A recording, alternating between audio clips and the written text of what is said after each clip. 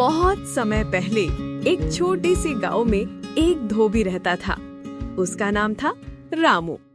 रामू ईमानदार और मेहनती आदमी था। सुबह होते ही वो अपने गधे पर कपड़ों की गठरी लादकर घाट की ओर निकल जाता और दिन भर मेहनत करता।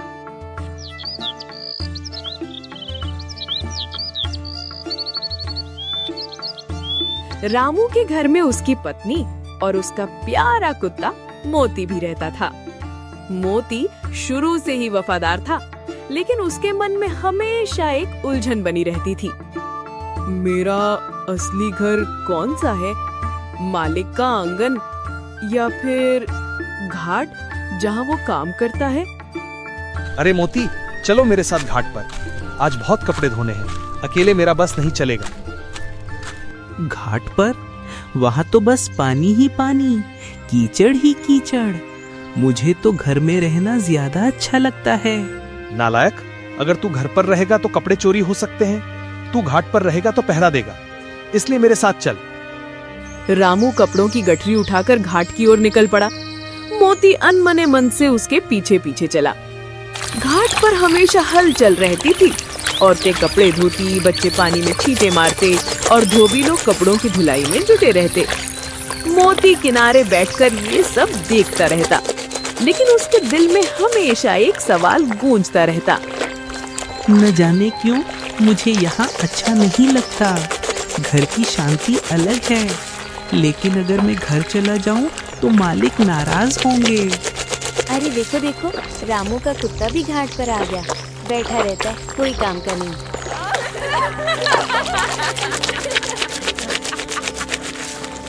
हाँ, बिल्कुल सही। न घर पर कुछ करता है न घाट पर। लोग मुझे ऐसा क्यों कहते हैं? क्या मेरी कोई जगह नहीं है? काम खत्म होते ही रामू थका हारा कपड़ों की गठरी लेकर घर लौटा। मोती पूरे रास्ते सोचता रहा। घर पर रहूं तो मालिक डांटते हैं, घाट पर रहूं तो लोग हंसते हैं। आखिर मैं हूँ किसका?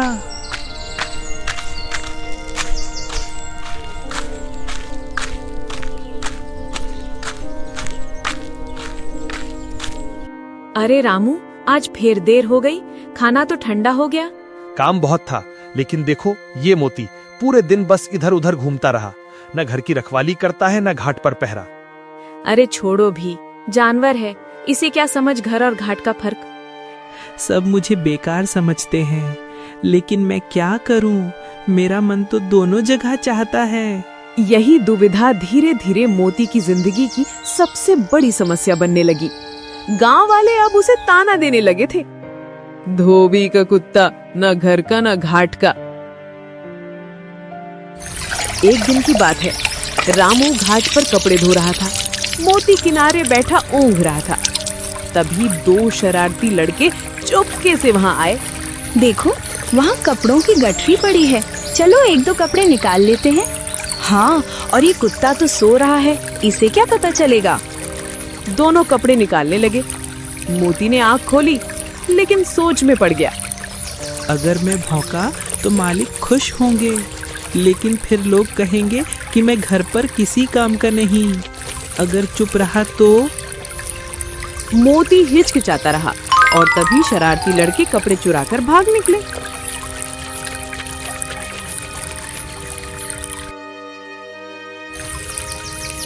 अरे मोती, तूने देखा भी नहीं? किस काम का है तू? मैंने सोचा था, पर समझ नहीं पाया क्या सही है। शाम को चौपाल पर सब लोग इकट्ठा हुए। कपड़े चोरी होने की घटना पूरे गांव में चर्चा का विषय बन गई।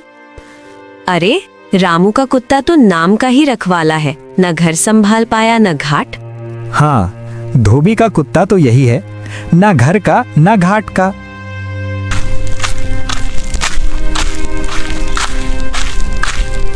घर पहुंचकर माहौल और भी भारी हो गया। सारा गांव हंस रहा है हम पर। क्यों इतना भरोसा करते हो इस मोती पर? क्या करूं? ये तो हमारे साथ सालों से है, इसे छोड़ भी नहीं सकता। मालिक, मुझसे गलती हो गई, लेकिन मैं क्या करूं? मेरा मन दोनों जगह बटा हुआ है।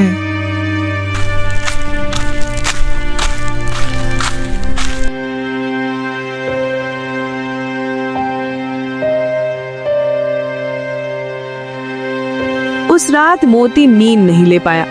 वो घर के आंगन में बैठा आसमान की ओर देखने लगा। क्या सच में मेरी कोई जगह नहीं? अगर मैं घर पर रहूं तो घाट पर चोरी हो जाएगी। अगर घाट पर रहूं तो घर असुरक्षित होगा। क्या मैं हमेशा ऐसे ही ताने सुनता रहूंगा? मोती की उलझन गहरी हो चुकी थी। गांव वाले अब उसके लिए हंसी का कारण थे, लेकिन उसे नहीं पता था कि जल्द ही उसकी सबसे बड़ी परीक्षा आने वाली थी। दिन बीतते गए, लेकिन मोती की हालत वैसी ही रही। गांव में हर जगह वही ताना सुनाई देता, धोबी का कुत्ता, न घर का न घाट का।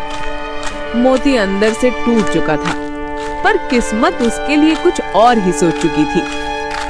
एक रात जब पूरा गांव नींद में था, अचानक एक भयानक आवाज सुनाई दी।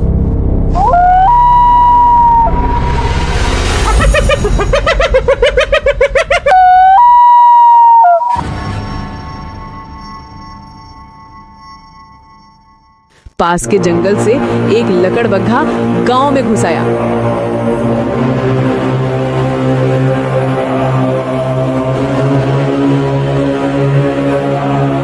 बचाओ बचाओ, कोई तो मदद करो, लकड़बग्घा आ गया है। सारे दरवाजे बंद करो, जानवर बहुत खतरनाक है।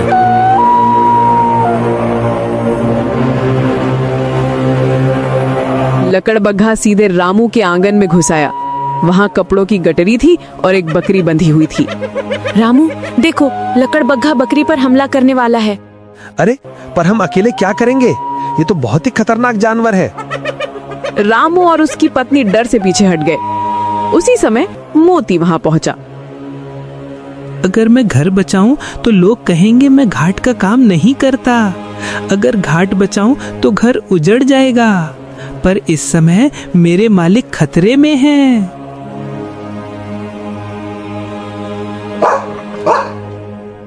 ये घर मेरा है, ये बकरी मेरी है और मैं इसे बचाऊंगा। मोती की आंखों में पहली बार गुस्सा और दृढ़ निश्चय चमक उठा। उसने अपने डर को किनारे रख दिया।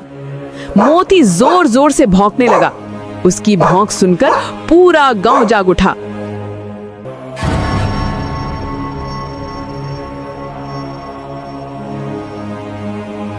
लेकिन मोती रुकने वाला नहीं था। वो लकड़बग्घे पर टूट पड़ा। भीषण लड़ाई शुरू हुई। लकड़बग्घा ताकतवर था, उसके दांत चमक रहे थे। मोती ने पूरी जान लगाकर उसका सामना किया। भौंकना, काटना, पंजे मारना, हर तरह से वो डटा रहा।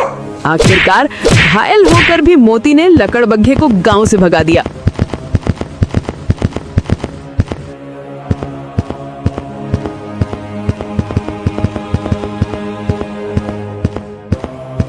अरे वाह, इस कुत्ते ने तो गांव वालों की जान बचा ली। सच है, हमने हमेशा इसे धोबी का कुत्ता कहकर अपमानित किया, पर आज इसने साबित कर दिया कि ये घर का भी है और घाट का भी। देखा, यही है मेरा मोती। आज इसने साबित कर दिया कि ये घर और घाट दोनों का रखवाला है। आखिरकार समझ गया। मुझे ये सोचने की जरूरत नहीं कि मैं घर का हूँ या घाट का। मेरा असली काम है अपने मालिक और गांव की रक्षा करना। यही मेरी पहचान है। मोती, आज तूने सिर्फ मेरा नहीं, पूरे गांव का मान रखा। अब कोई तुझे धोबी का कुत्ता कहकर नहीं पुकारेगा। अब सब तुझे गांव का रक्षक कहेंगे। मालिक, मुझे अब फर्क नहीं पड़ता कि लोग क्या कहते हैं। मैंने अपना काम कर दिया और यही मेरी सबसे बड़ी जीत है। गांव वालों, जिस कुत्ते को हम बेकार कहते थे, आज उसी ने हमें बचाया। अगर मोती ना होता तो शायद हमारी बकरियां, हमारे बच्चे और हमारा गांव सब खतरे में पड़ जाते। अगले दिन गांव में मोती के सम्मान में उत्सव मनाया गया।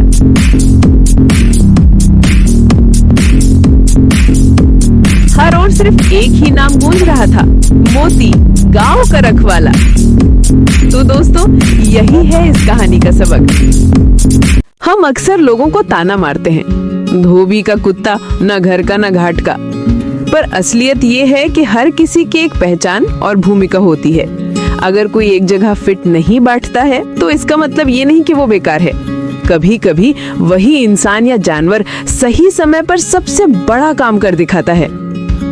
अगर हमारा कहानी पसंद आया तो चैनल को सब्सक्राइब करके वीडियो को लाइक जरूर कर देना।